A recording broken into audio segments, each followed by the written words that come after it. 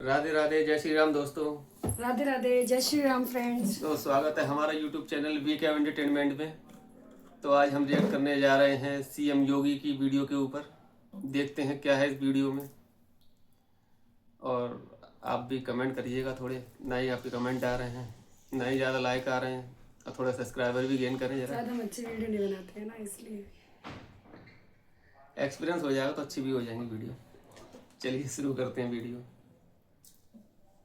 इस माफिया को मिट्टी में मिला देंगे। अली मुबारक हो, हमारे लिए बजरंग बली पर्याप्त होंगे। In a dramatic turn of events, gangster Vikas Dubey, the key culprit in the murder of 8 policemen in Kanpur, was killed in an encounter this morning. शुरुआत करते हैं एक उलझे हुए सवाल से। क्या कोई इंसान एक साथ सन्यासी और मुख्यमंत्री हो सकता है? मैं आदित्यनाथ योगी ईश्वर की शपथ लेता हूं कि मतलब जो साधु हो, भगवा पहने, मंदिर में पूजा करे, क्या वही एक स्टेट का सबसे ताकतवर नेता भी हो सकता है? पहली बार जब योगी आदित्यनाथ का नाम यूपी के सीएम के लिए उछला तो बहुतों को ये मजाक लगा था, लेकिन जब सच में कुर्सी मिली तब लोगों ने गौर करना शुरू किया कि आखिर ये बंदा है कौन। अब आते हैं सीधा टाइमलाइन पर। 5 जून 1972 उत्तराखंड के पंचूर गांव में जन्म हुआ एक लड़के का नाम था अजय मोहन बिष्ट। हाँ, वही जो बाद में योगी आदित्यनाथ बने। पिता फॉरेस्ट रेंजर थे, 7 भाई बहनों का परिवार और बचपन से ही गुस्से वाला दिमाग। कहते हैं अगर कोई बात ठीक न लगे तो क्लास छोड़कर निकल लेते थे, लेकिन पढ़ाई में तेज थे। उन्होंने गढ़वाल यूनिवर्सिटी से मैथमेटिक्स में ग्रेजुएशन भी किया। अब यहीं से कहानी मोड़ लेती है। 1990 के आसपास जब अयोध्या आंदोलन जोरों शोरों पे था, तब अजय घर छोड़कर निकल पड़े। कोई नहीं जानता था कि वो कहाँ गए हैं, लेकिन कुछ महीनों बाद सबको पता चला कि वो गोरखपुर पहुंच गए हैं, जहाँ पे उनके गुरु महंत अवैध नाथ रहते थे। वहीं से इनका नाथ संप्रदाय से जुड़ाव हुआ और कुछ सालों बाद अजय योगी आदित्यनाथ बन गए। किसी फिल्म जैसी कहानी लगती है ना, लेकिन ये तो सच है। 21 साल की उम्र में संन्यास लिया, परिवार से पूरी तरह नाता तोड़ा और बस एक ही लक्ष्य, समाज सेवा। महंत अवैधनाथ ने जब खुद को राजनीति से अलग किया तो 1998 में उन्होंने अपने शिष्य को गोरखपुर से चुनाव लड़वाया और योगी आदित्यनाथ जीत गए, सिर्फ 26 साल की उम्र में। अब सोचना जरा, कोई 26 साल का बंदा जो पूरी तरह से अपनी फैमिली से कटा हुआ था, राजनीति में बिल्कुल नया था, लेकिन पहली ही बार में सांसद पहुंच गया और वहीं से शुरुआत हुआ एक नया सफर। आदित्यनाथ लोकसभाया सदस्यत्वेन निर्वाचितः।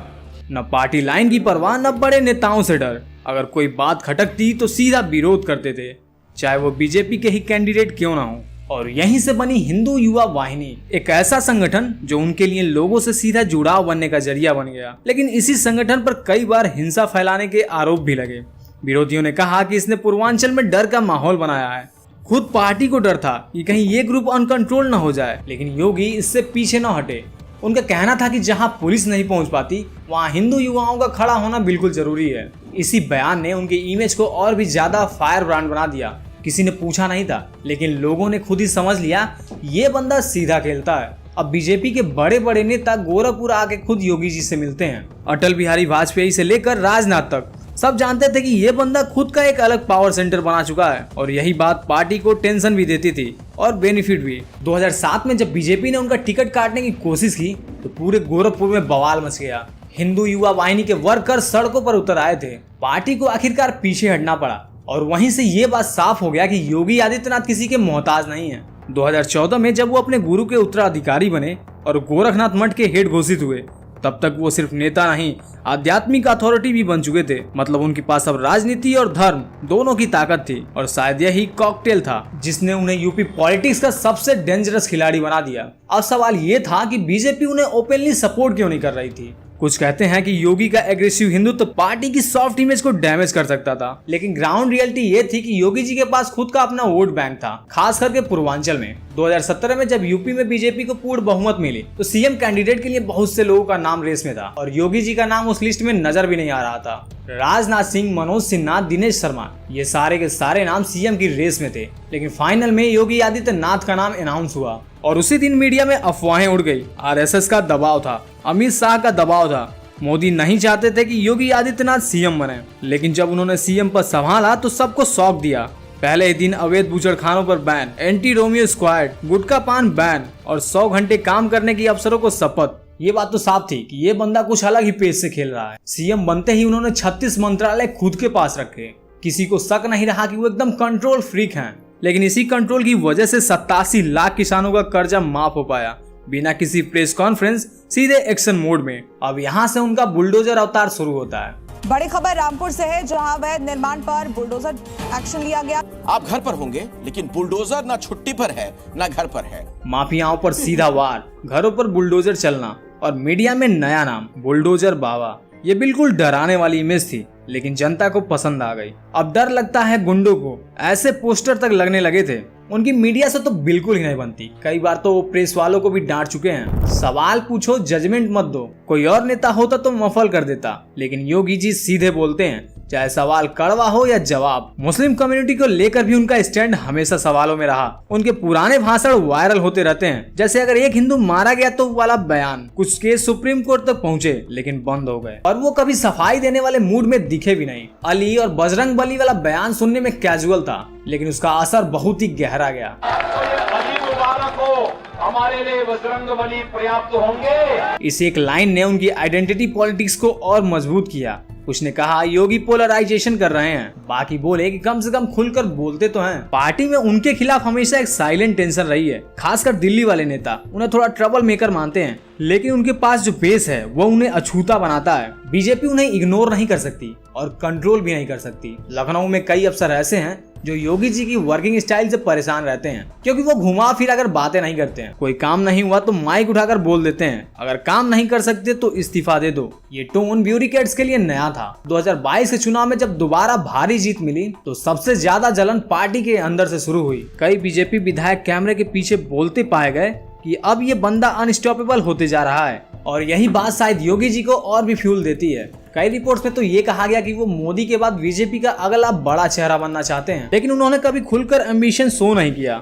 मे भी वो जानते हैं जितना दिखाओगे उतना सिस्टम काट देगा। कभी कभी उनके अंदर एक रिबेल भी दिखता है, जैसे जब सीएए के दौरान दिल्ली जल रही थी तब उन्होंने कहा जो पत्थर चलाएगा उसे ईंट से जवाब मिलेगा। ये डायलॉग एक तरफ उनकी इमेज को स्ट्रॉन्ग बनाता है, लेकिन दूसरे पल सेक्युलर लोगों को खटकता भी है। एक सीनियर जर्नलिस्ट ने लिखा कि योगी बीजेपी में बीजेपी नहीं है। उनका मतलब ये था कि वो पार्टी के दायरे में नहीं आते और ना ही उसकी मर्यादा में चलते हैं। वो अपना रास्ता खुद बनाते हैं, चाहे वो कंट्रोवर्शियल हो या फिर रिस्की। अब सवाल ये उठता है कि क्या वो सिर्फ यूपी तक ही रुकेंगे या फिर आगे का भी सोचते हैं। पार्टी में एक धड़ा ऐसा है जो चाहता है कि योगी नेशनल लेवल पर लाए जाएं, लेकिन दूसरा धड़ा डरता है कि अगर दिल्ली पहुंचे तो किसी को पूछेंगे नहीं। तो अब तुम खुद सोचो, एक बंदा जो परिवार छोड़कर आया, मंदिर में रहा, मठ का वारिस बना, संसद गया, विधायक बना, संगठन खड़ा किया और फिर खुद एक मिथ बन गया। क्या इंडिया की पॉलिटिक्स में ऐसा कोई ब्लूप्रिंट पहले कभी देखा है?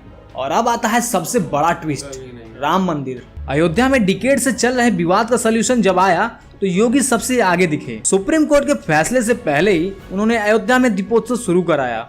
सरयू नदी के किनारे हजारों दीप जलाए और पूरे शहर को भगवा रंग में डुबा दिया। कुछ लोग बोले ये कल्चर है, कुछ बोले ये पॉलिटिक्स है, लेकिन योगी जी को फर्क नहीं पड़ा। उन्होंने 2019 में खुलकर कहा अब अयोध्या सिर्फ विवाद नहीं, विश्वास का प्रतीक है। और जब फाउंडेशन स्टोन रखा गया तो वो मंच पर पीएम के साथ बराबर के सीट पर थे। सिंबोलिज्म की बात करें तो इससे बड़ा कुछ नहीं था। एक और चीज जो योगी जी को सबसे अलग बनाती है वो है उनका साइलेंस। वो रेयरली ही कोई इंटरव्यू देते हैं, लेकिन जब देते हैं तो हेडलाइंस बन जाती हैं। कोई पीआर मशीनरी नहीं, कोई ट्वीटेड ड्रामा नहीं, बस एकदम सीधा स्क्रिप्टलेस बोलना। यही रॉनेस शायद उन्हें रिलेटेबल बनाता है अपने सपोर्टर्स के लिए। और अब 2026 के करीब आते आते ये विस्परिंग चालू हो गई है कि क्या योगी अब अगले पीएम होने वाले हैं। बीजेपी ओपनली इस पर कुछ नहीं कहती, लेकिन अंदर खाने हर पावर सर्किल इस बात पर बात करता है। कुछ लोग डरते हैं तो कुछ लोग सपोर्ट कर रहे हैं, लेकिन सब मानते हैं कि अगर सिस्टम को कोई झटका दे सकता है तो योगी ही है। तो अब जब अगली बार तुम उन्हें टीवी पर देखो या उनकी हेडलाइंस पढ़ो तो सिर्फ भगवा कपड़े में मत देखना। जरा उस लड़के को भी याद करना जो गांव से निकला था, जिसने घर परिवार छोड़ा, नाम बदला, रूट बदला और अब शायद देश की राजनीति की दिशा भी बदलने वाला है। तो यार आपको क्या लग रहा है, योगी जी अगले फ्यूचर पीएम बनने वाले हैं? कमेंट में जरूर बताइएगा। बनेंगे। तो ये थी वीडियो योगी जी के ऊपर, और फ्यूचर पीएम बिल्कुल बनेंगे सर। शायद ये पहले मुख्यमंत्री होंगे जिन्हें पाकिस्तान कहता है कि हमारे यहाँ के प्रधानमंत्री बन जाए। तो जितनी आबादी पाकिस्तान की है उतनी ही यूपी की है। ये राज्य नहीं देश चला रहे हैं। बराबर है पब्लिक। और वहाँ पे कम है, बल्कि पाकिस्तान में लोग कम है जितने यूपी में है, समझ लो। योगी जी पूरा देश चला रहे हैं और उन पे पाकिस्तान नहीं चल पा रहा है। और कुछ लोग कहते हैं कि धर्म की राजनीति मत करो, क्यों भैया, भगवा पहनने वाला क्या राजनीतिक नहीं हो सकता? हमारे तो चाणक्य भी राजनीतिज्ञ थे। अब तुम्हारे मुल्ला मौलानाओं में नहीं है तो हम क्या कर सकते हैं, है ना? तो पढ़ाई पे जोर दो, धार्मिक शिक्षा भी देखो, हर चीज़ देखो, तभी आगे बढ़ोगे आप, तभी कुछ कर पाओगे देश के लिए, जैसा योगी जी कर रहे हैं। जीरो टॉलरेंस की नीति हमेशा रही है उनकी और शायद आगे भी रहेगी, और यही चाहते हैं हम। एक टाइम था कि हमारे यहाँ यूपी में, हमारे बगल वाली गली में कितने मर्डर हुए सुनारों के,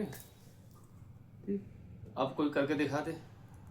कांड अब की होते हैं, ऐसा नहीं है नहीं होंगे, काम अब भी होंगे, लेकिन पहले से बेटर है। जो करता है उसे पता है कि उसके बाद क्या होगा जब वो हत्या चढ़ेगा। या तो विकास दुबे के पास होगा या तो अहमद के, इन दो में से एक के पास ही जाएगा फिर, नहीं तो ऑपरेशन लंगड़ा चालू है यूपी में। तो ये था हमारा रिएक्शन योगी जी के वीडियो के ऊपर। और भाई का चैनल बहुत बढ़िया है, अच्छी वीडियो बनाते हैं, तो उनका चैनल भी सब्सक्राइब कीजिएगा। मैं नीचे लिंक दे दूंगा उनके चैनल का। तो थैंक यू, धन्यवाद। जय श्री राम, राधे राधे, जय माता दी।